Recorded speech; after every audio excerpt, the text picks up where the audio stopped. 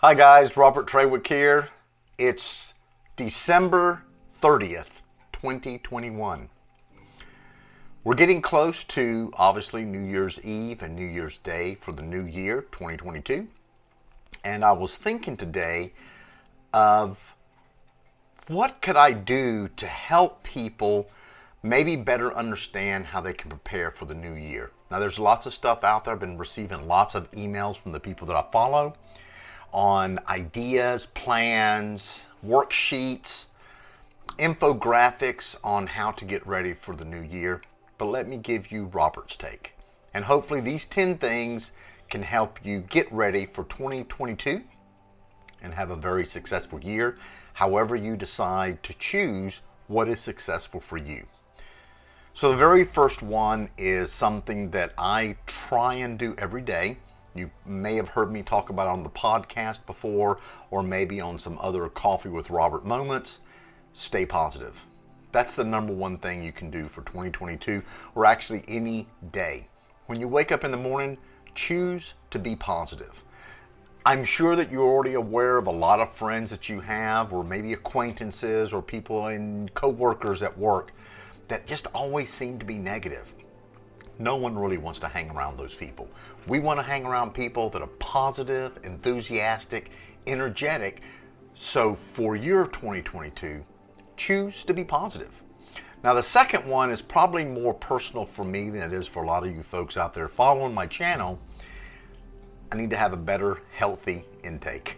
Now, if you follow my Instagram, Traywick Workshops, which is the behind the scenes of a life of a photographer, you may notice that there's quite a bit of food, lots of coffee, drink, and some other activities. But on many opportunities that I have to choose something healthy, I don't always do that because I really love fried food, and that's probably a downfall of mine. So for the next year, I'm going to try and choose healthier food to intake in my body so that I can feel better, so I can have better performance, and this body as it gets older so it doesn't break down as much. And I'm not giving up the coffee, but I will be drinking more water. So this is a great cup the guys over at Westcott sent to me, and I've been drinking several of these tumblers filled with water every night to try and stay hydrated. Number 3, and a personal favorite of mine that always seems to escape me, is a good night's sleep. We really need to have some downtime for our bodies to recover, rejuvenate, repair. Mine needs a lot of repair. So we really need to look for a good solid 7.5 to 8 hours worth of sleep, restful sleep. And I don't always get that, but that is going to be something I'm going to focus on for 2022. A lot of people that may follow me know that I got a Fitbit now. I do like Apple products. I'm a big Apple fanboy, but the simplicity of the Fitbit as well as the cost was really appealing to me. So Fitbit that can track my sleep.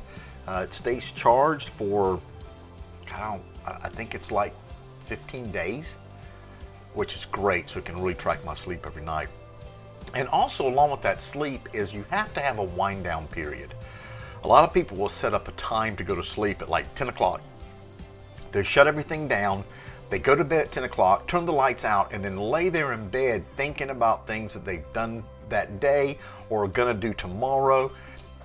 I think that we need a wind down period. So I'm going to try and start going to bed at 10 o'clock, hoping to fall asleep by 10:30, and my normal get up in the morning time is around 6. But if I need to sleep a little extra longer, then I can sleep until 6:30 and I don't feel like I'm rushed for the day. Number 4.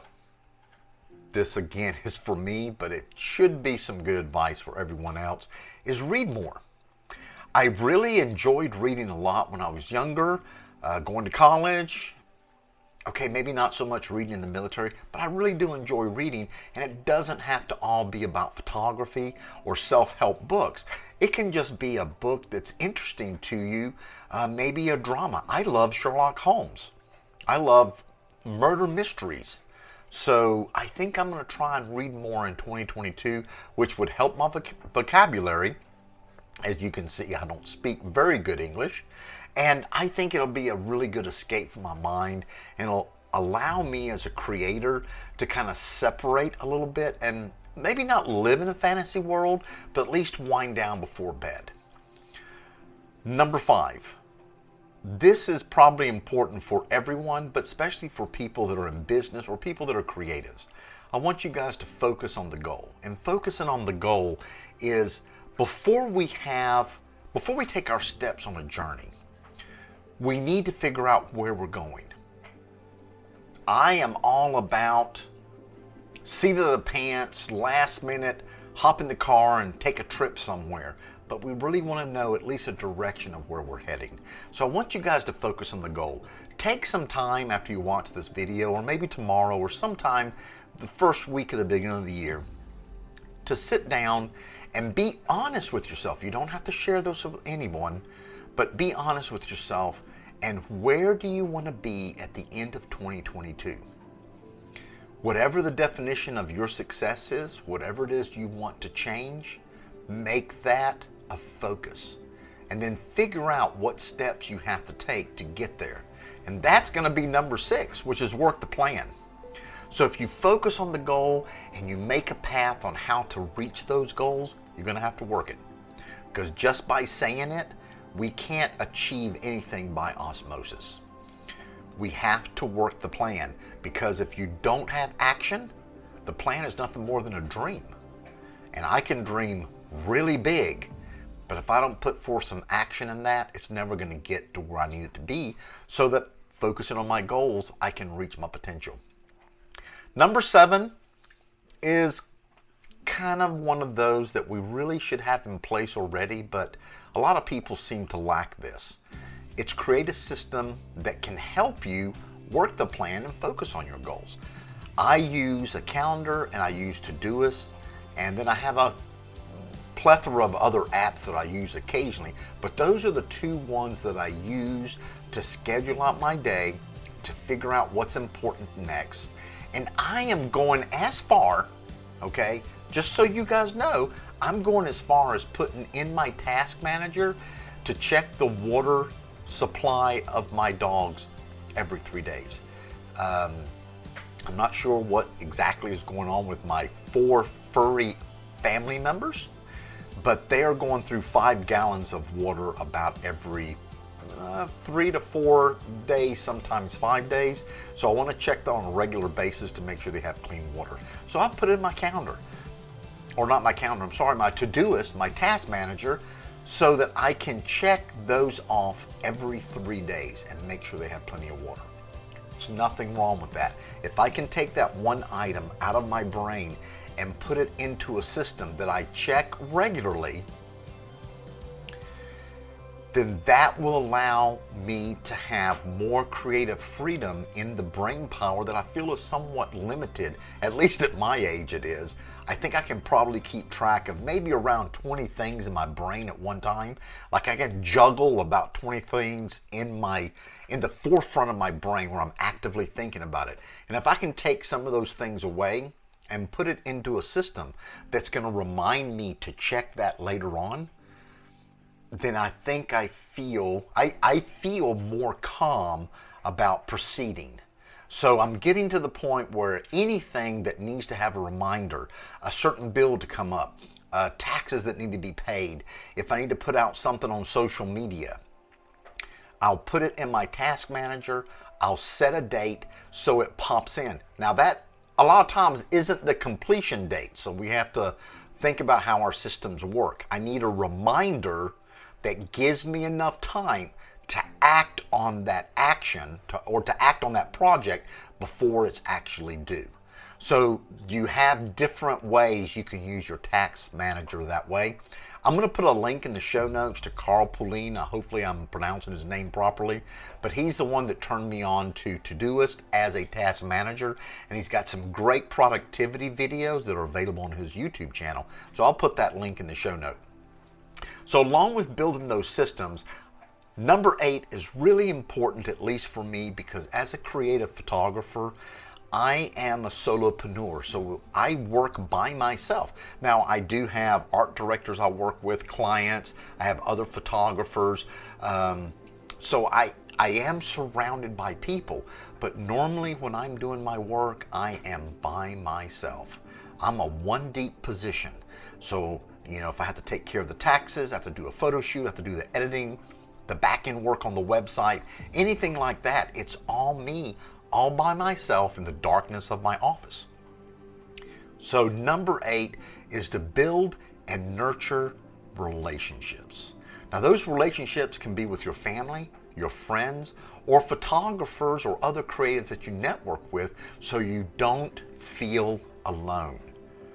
In fact, put it down.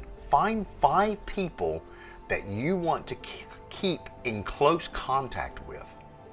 And every day, choose one of those people and just send them a text. It doesn't have to be a question. It doesn't have to be a statement. It just needs to be let them know that you're there if they need help, and thank them for being a part of your life. I actually just did that a few minutes ago with a person that's very important in my life. I'm not going to share who she is, but I just did that a few minutes ago on my phone before I started the podcast because I was thinking about her this afternoon. And I wanted to let her know that I was thinking about her, and I appreciate her friendships and all the things that she's taught me in this last year. So build and nurture those relationships, whether they're family, friends, or business co-workers or whatever. Let them know that you care. It's very important. Number 9, this one is going to be really big for 2022 for me, is going to be personal projects. As a creator, I'm constantly setting aside my time to work on client work.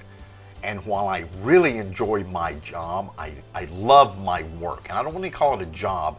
It's almost a calling or a passion, because I get up in the morning ready to take photos, ready to deal with clients. I really enjoy what I do.